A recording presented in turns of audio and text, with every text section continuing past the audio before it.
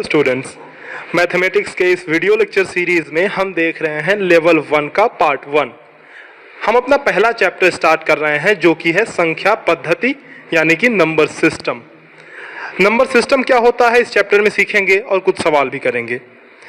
सबसे पहले मैं आपको एग्जाम्पल के जरिए समझाता हूँ कि नंबर सिस्टम क्या होता है।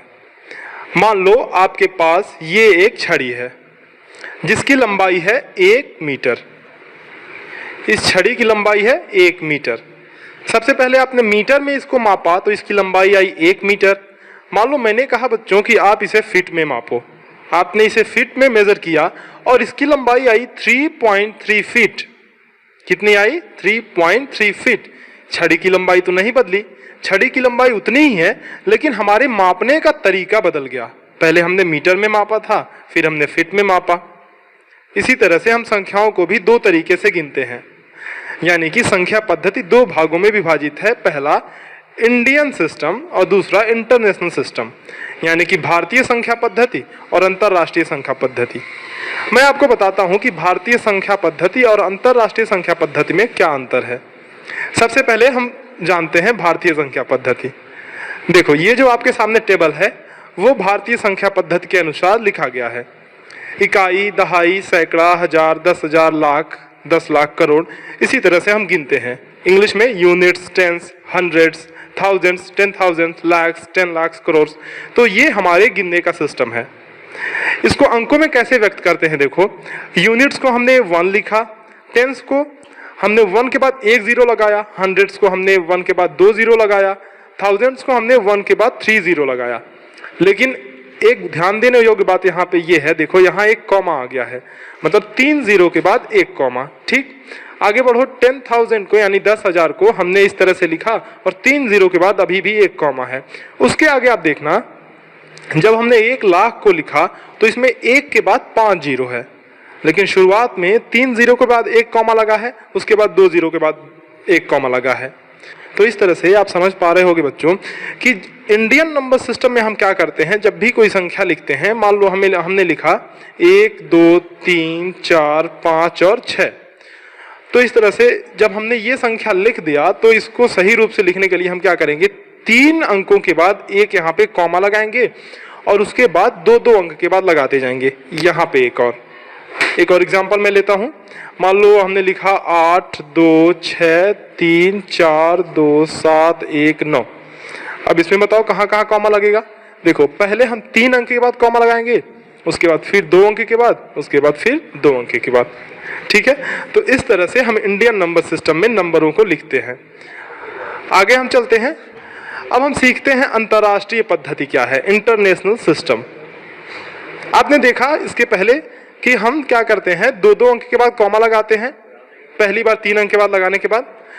लेकिन इंटरनेशनल सिस्टम में क्या होता है, कभी भी 2 अंक के बाद कॉमा नहीं लगता है, इसमें हमेशा 3-3 अंक के बाद कॉमा लगता है। यहाँ से आप देखो, यहाँ पे क्या है, 3 अंक के बाद एक कॉमा लगा है।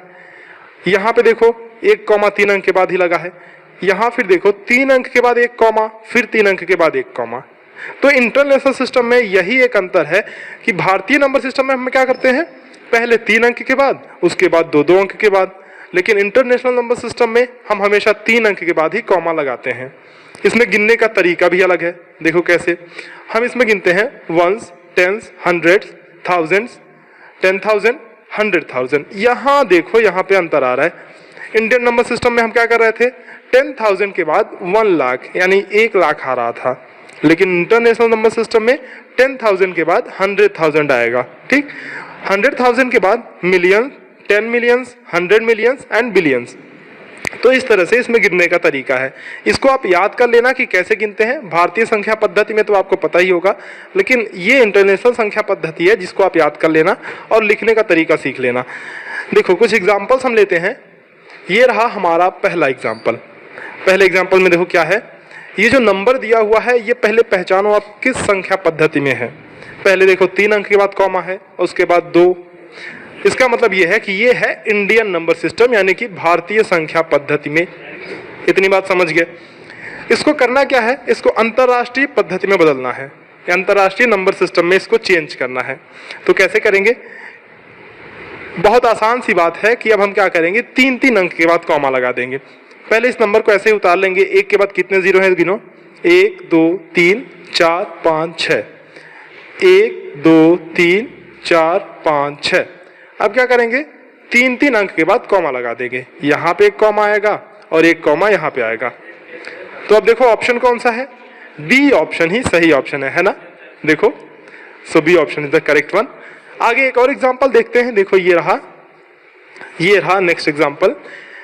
ये एक संख्या आपके सामने दी हुई है, इसको भारतीय संख्या पद्धति में बदलना है। सबसे पहले तो आप संख्या पद्धति में बदलना है। सबसे पहले तो आप ये देखो कि इसमें 3 अंक के बाद कॉमा लगा हुआ है, एक यहाँ और एक यहाँ। तो इस तरह से आप समझ पा रहे होंगे कि अगर इसमें 3 अंक के बाद कॉमा लगा है तो ये है इंटरनेशनल नंबर सिस्टम में। अगर ये इंटरनेशनल नंबर सिस्टम में है तो इसको बदलना है भारतीय संख्या पद्धति में।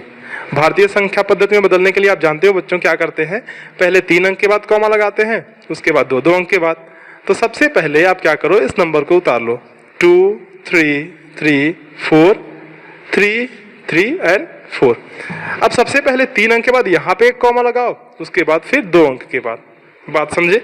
तो देखो 2 3 के बाद कॉमा किस में है, ए ऑप्शन में है। हाँ, ए ऑप्शन ही सही ऑप्शन है, राइट। तो इस तरह से इस लेक्चर में हमने सीखा भारतीय संख्या पद्धति क्या होती है और अंतरराष्ट्रीय संख्या पद्धति क्या होती है।